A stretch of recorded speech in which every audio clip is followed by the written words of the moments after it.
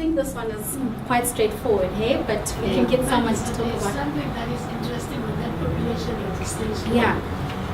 For example, if you are feeling upset, I'm not sure whether it's Z83 or, but these government forms, if you apply for something, there's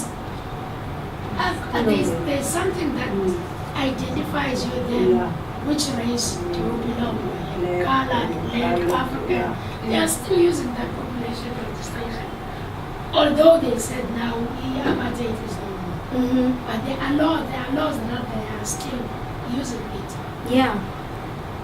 That's a very interesting point, and I know at UCT, and I'm sure also at other varsities, they've had these debates. Like when I want to apply to go to UCT, I must tick and say, am I black? Exactly. I must tick and say, and you're a foreigner. And now in 2014, what if I don't want to identify myself in that way?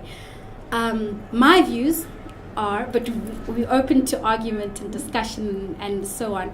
My views are, because of the need for redress and the need to undo the past, it's important to put that on paper because of our affirmative action laws and in the working space, your BEE policies and so forth.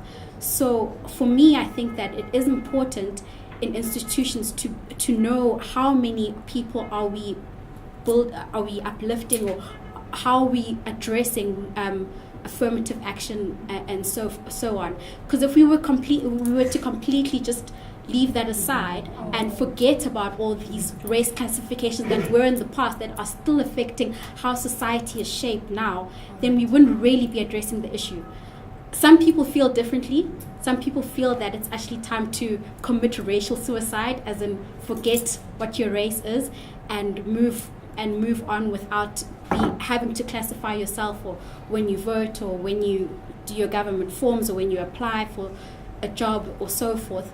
And I mean, I think that's also a very that's a position that is worth respecting, because for some people it's not so easy to say, well, I'm black, but I don't know, am I black? My mom's white, my dad's black.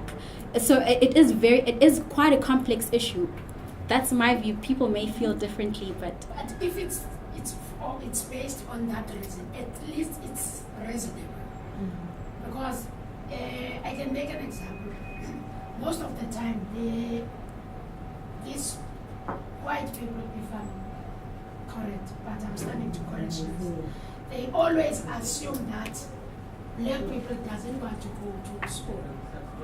Maybe if it's for that reason, they can prove that at least now we are. Yes? No, the thing is, what I would like to do, okay, let's say I'm applying at UCT.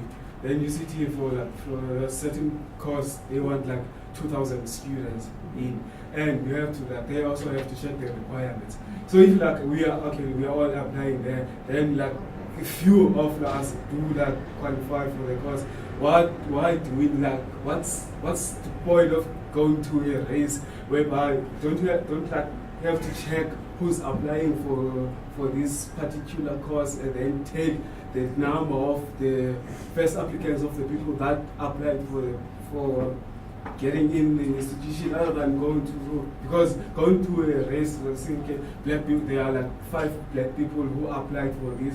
Okay, that's fine. Since we want to increase the number of black people that has to be in the institution, let's take all 5 of them, whereby there are white people who maybe have more requirements, more than myself as a black person, who will not be taken to the institution. So I don't get why if for institution, if they look at the requirements and all that, they know the number of students they want, where does the race get into? So are you suggesting that maybe it's unfair to use race as a standard? Yes, I am. I don't think it's suitable to use a race. I think best way is to just look at the requirements and the number that they want, then the race I think we could spend all afternoon on this one point. it's very interesting. There's a lot of research. There's a lot of debate on this one point.